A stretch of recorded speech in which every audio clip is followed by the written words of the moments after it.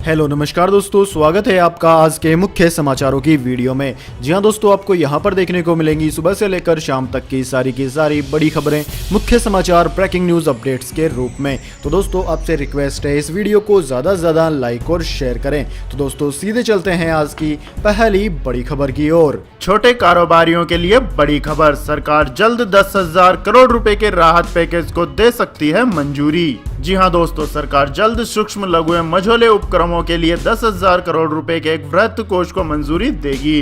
केंद्रीय एमएसएमई मंत्री नितिन गडकरी ने बुधवार को कहा कि यह कोष शेयर बाजारों में सूचीबद्ध होने की मंशा रखने वाले और धन जुटाने के इच्छुक उच्च क्रेडिट रेटिंग वाले एमएसएमई में 15% तक इक्विटी हिस्सेदारी खरीदने के लिए होगा। उन्होंने बताया कि अलग से भी एक योजना बनाई जा रही है जिसके तहत एमएसएमई को उसके सालाना कारोबार, निर्यात और माल एवं सेवा कर भुगतान के आधार पर क्रेडिट रेटिंग दी जाएगी। गडकरी ने कहा कि राष्ट्रीय लघु उद्योग निगम इस कोष का नियंत्रण करेगा। उन्होंने कहा कि सरकार चाहती है कि इस कोष के धन का इस्तेमाल AAA रेटिंग वाले एमएसएमई करें। एमएसएमई मंत्री ने कहा 10,000 करोड़ रुपए के कोष के प्रस्ताव को वित्त मंत्री ने मंजूरी दे दी है।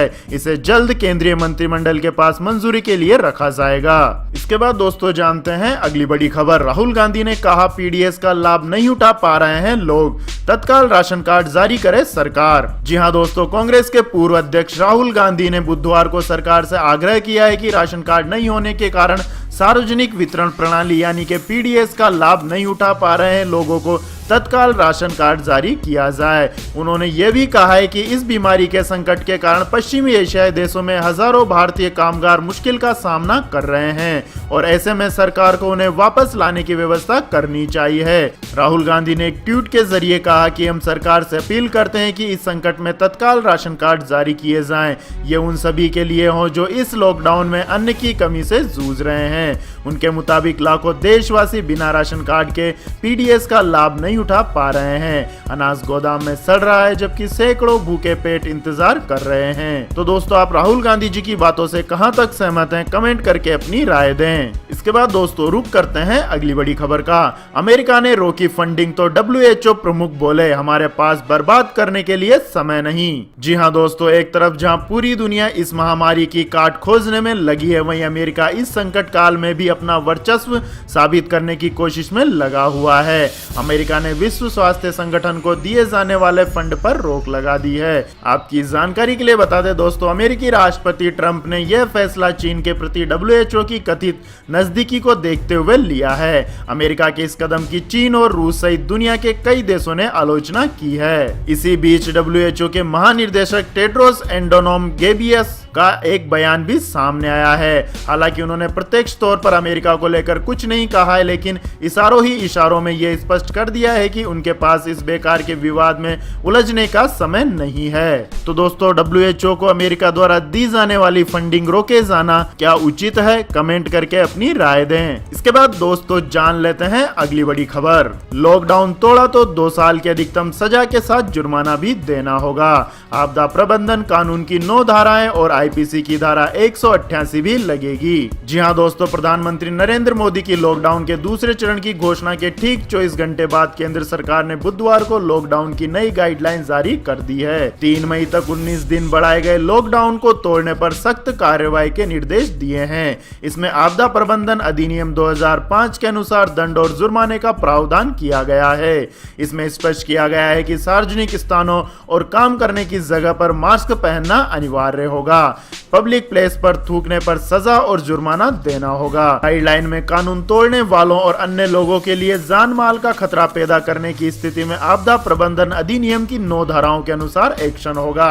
सरकारी कर्मचारी पर आदेश न मानने की स्थिति में आईपीसी की धारा 188 के अनुसार कार्यवाही की जाएगी। इसके बाद दोस्तों रुक करते हैं अगली बड़ी खबर का।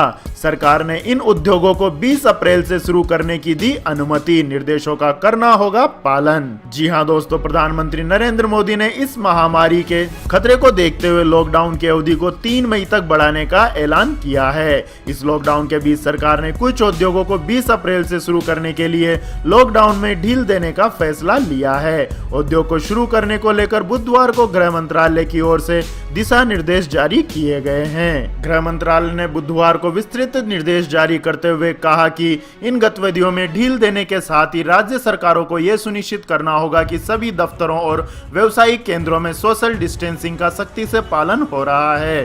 साथ ही उन इलाकों में यह कारोबार चालू नहीं होंगे जहां पर इस बीमारी का संक्रमण अधिक है और उन्हें हॉट स्पॉट घोषित किया हुआ है। तो दोस्तों, सरकार ने कोल्ड स्टोरेज और warehousing service, private security और ऑफिस मैनेजमेंट सेवाएं, ऐसे होटल, मोटल या गेस्ट हाउस जहां लॉकडाउन की वजह से टूरिस्ट फंसे हों, electrician, plumber, motor mechanic, IT repair, corporate, printing, electronic media, cable, DTH सेवाएं, सरकारी गतिविधियों के डेटा कॉल सेंटर खुलेंगे। इसके अलावा कोरियर सेवा, ई कॉमर्स कंपनी, ग्रामीण इलाकों के उद्योग, आईटी, हार्डवेयर और मैन्युफैक्चरिंग, कोयला खनिज उत्पादन और उनकी ढुलाई खनन के लिए जरूरी विस्फोटक की आपूर्ति, पैकेजिंग सामग्री की उत्पादन करने वाली industry, special economic zone, export oriented zone, industrial township के उद्योग, दवाओं और अन्य जरूरी सामानों के उत्पादक में लगे कारखानों के उत्पादन काम आदि को इस लॉकडाउन से ढील दी गई है, जो कि 20 अप्रैल से प्रभावी होगी। इसके बाद दोस्तों, रुक करते हैं अगली बड़ी खबर का। किसानों के लिए सरकार का बड़ा तोहफा, अब 30 दिन की जगह सिर्फ 3 दिन में मिलेगा फसल का पैसा। जी हाँ दोस्तों, इस महामारी संकट में किसानों को राहत देने के लिए सरकार तेजी से कदम उठा रही है। केंद्रीय कृषि एवं किसान कल्याण राज्य मंत्री कैलाश चौधरी ने कहा कि किसानों से खरीदी गई फसलों के दाम का भुगतान महज 3 दिन के भीतर किया जाएगा और राज्यों से फसल खरीद की समुचित व्यवस्था करने को कहा गया है। आपको बता दें कि रबी सीजन के गेहूं, सरसों और चना की सरकारी खरीद 15 अप्रैल से शुरू हो गई है। लॉकडाउन में गेहूं की खरीद के लिए सरकार ने तमाम इंतजाम किए हैं। इसमें खरीद केंद्रों पर सामाजिक दूरी और हाइजीन का विशेष ख्याल रखा है। खास बात यह है कि किसानों को उनकी फसल का भुगतान बिक्री के 3 दिन के भीतर ही कर दिया जाएगा। आपकी जानकारी के लिए बता दें दोस्तों, जहां पहले फसलों की खरीद के बाद किसानों को पैसा मिलने में 1 माह का विलंब होता था, वहीं अब सरकार ने इसको कम करके महज 3 दिन का कर दिया है। इसके बाद दोस्तों, रुक करते हैं अगली बड़ी खबर का। विशेषज्ञों ने किया सनसनीखेज खुलासा, चीन ने 6 दिनों तक छिपाए रखी थी महामारी की जानकारी। जी हाँ दोस्तों, इस महामारी को लेकर चीन ने पूरे विश्व को ही अंधेरे में नहीं रखा, बल्कि अपने नागरिकों को भी इसकी सूचना नहीं दी। एक चौंकाने वाली जानकारी में यह पता चला है कि उसने 6 दिनों तक इस बात को छिपाए रखा कि वुहान शहर में एक नए वायरस का पता चला है जो महामारी का सबब बन सकता है। चीन के राष्ट्रपति शी जिनपिंग ने 7वें दिन यानी 20 जनवरी को लोगों को इस बारे में चेतावनी दी, लेकिन तब तक लाखों लोग चीनी नववर्ष मनाने के लिए विदेश और देश अन्य शहरों में जा चुके थे। यही नहीं, इस समय तक देश में 3000 से ज्यादा लोग इससे संक्रमित हो चुके थे। इसके बाद दोस्तों, जानते हैं अगली बड़ी खबर। 10 लाख से ज्यादा टैक्स पेयर को इनकम टैक्स डिपार्टमेंट ने दिया तोहफा, जारी किया 4250 करोड़ रुपए का रिफंड। जी हाँ दोस्तों, आयकर विभाग ने एक सप्ताह में ही 10.2 लाख करदाताओं को कुल मिलाकर 4250 करोड़ रुपए का रिफंड जारी कर दिया है। केंद्रीय प्रत्यक्ष कर बोर्ड ने बुधवार को यह जानकारी दी।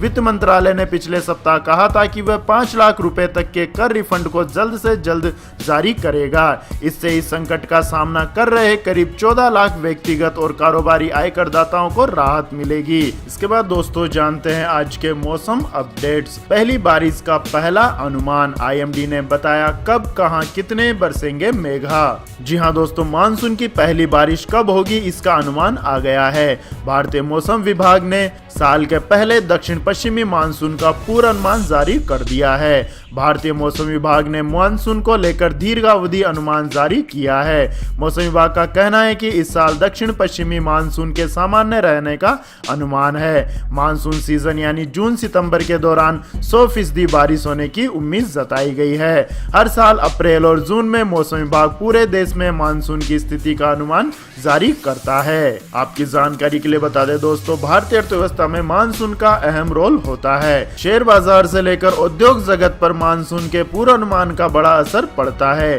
सीजन में अच्छी बारिश होती है तो शेयर बाजार और उद्योग जगत में उत्साह का माहौल होता है। वहीं बारिश कम रहने की संभावना पर अर्थव्यवस्था के सुस्ती की तरफ बढ़ने की संभावना बढ़ती है। देश में होने वाली कुल बारिश का 70% हिस्सा मानसूनी बारिश का होता है। वहीं सोयाबीन, कपास, दलहन, चावल जैसी फसलों की बुआई मानसून पर ही निर्भर करती है। इसके बाद दोस्तों जानते हैं पेट्रोल और डीजल के भाव। तो दोस्तों देश में चल रहे लॉकडाउन के मद्देनजर पेट्रोल और डीजल की खपत में भारी कमी आई है, जिसके चलते कई दिनों से पेट्रोल और डीजल के दामों में कोई वृद्धि नहीं हुई है। आपकी जानकारी के लिए बता दें दोस्तों, दिल्ली में कई दिनों से पेट्रोल 69 रुपए 59 पैसे प्रति लीटर पर कई दिनों से बना हुआ है। वहीं डीजल 62 रुपए 29 पैसे प्रति लीटर पर स्थिर है। इसके बाद दोस्तों जानते हैं आज के सोने और चांदी के भाव। तो दोस्तों लॉकडाउन के बीच शेयर बाजार की चाल धीमी है, लेकिन इसके बीच सबसे रोचक बात यह है कि सोने के दामों में लगातार बढ़ोतरी हो रही है। दाम इतने ऊंचे हो गए हैं कि आने वाले दिनों में प्रति 10 ग्राम सोने के लिए रेट 50,000 रुपए तक पहुंचने की संभावना जताई गई है। दोस्तों आपको बता दें, सोने के दामों में बुधवार को बाजार खुलते ही जोरदार तेजी देखी गई। MCX पर सोना 46,445 रुपए के उच्चतम स्तर पर खुला। कुछ ही देर में सोना 46,728 रुपए के स्तर पर पहुंच गया। इसी के साथ चांदी MCX पर 769 रुपए प्रति किलो की तेजी के साथ 44,525 रुपए प्रति किलोग्राम पर कारोबार कर रही है। सोने के कारोबार से जुड़े लोगों का कहना है कि अगर यही ट्रेंड बरकरार रहा तो अगले कुछ ही दिनों में सोना प्रति 10 ग्राम 50,000 रुपए पर पहुंच जाएगा। इसके बाद दोस्तों जानते हैं अगली बड़ी खबर। कश्मीर के पर्यटन उद्योग पर इस महामारी ने बरसाया कहर। टूलिप गार्डन के बंद होने से हुआ 100 करोड़ रुपए का नुकसान। जी हां दोस्तों, ऐसे समय में जब कश्मीर में एशिया के सबसे बड़ा टूलिप गार्डन अपनी सुंदरता से लाखों लोगों को आकर्षित करने के लिए तैयार है, उसी समय इस महामारी ने इन फूलों के रंगों को फीका कर दिया है। श्रीनगर की प्रसिद्ध डल झील के किनारे स्थित 27 मार्च से खुलने वाले टूलिप बाग में लोगों के लिए 13 लाख टूलिप प्रदर्शन के लिए तैयार थे, लेकिन इस घातक बीमारी का साया इन फूलों पर पड़ गया। बगीचे के बंद होने से पहले ही मार झेल रहे कश्मीर के पर्यटन क्षेत्र को बड़ा झटका लगा है। एक अनुमान के मुताबिक टूलिप बाग और इसके संबंधित क्षेत्रों में लगभग 100 करोड़ रुपए का नुकसान हुआ है, जिसमें पर्यटन से जुड़े शिकारा वाले, हाउसिंग बोट मालिक, होटल व्यवसाय सभी शामिल हैं। आपकी जानकारी के लिए बता दें दोस्तों, टूलिप बगीचे के रखरखाव और टूलिप को लाने लगाने के लिए लगभग 60 लाख रुपए खर्च हुए हैं। इसके बाद दोस्तों जानते हैं अगली बड़ी खबर। अगर आपका ऐसी फ्रिज या इन्वर्टर हो गया है खराब और लॉकडाउन की वजह से आप नहीं करवा पा रहे हैं ठीक, तो नहीं ले टेंशन, 5 दिन बाद हो जाएगा ठीक। जी हाँ दोस्तों, इस महामारी की वजह से देश भर के लोग घरों में लॉकडाउन है। लॉकडाउन के बीच लोगों को अलग अलग तरह की परेशानियों का सामना करना पड़ रहा है। इस मुश्किल स्थिति में अगर आपका कोई नल खराब हो गया हो या इन्वर्टर नहीं चल रहा हो या फिर ऐसी की सर्विसिंग करनी हो, तो अब आपके ये काम आसानी से हो सकेंगे। इसके लिए आपको परेशान होने की आवश्यकता नहीं है। सरकार ने इस परेशानी को समझते हुए ऐसे सामान ठीक करने वालों को घर जाकर काम करने की इजाजत दे दी है, लेकिन यह छूट 20 अप्रैल के बाद से मिलेगी।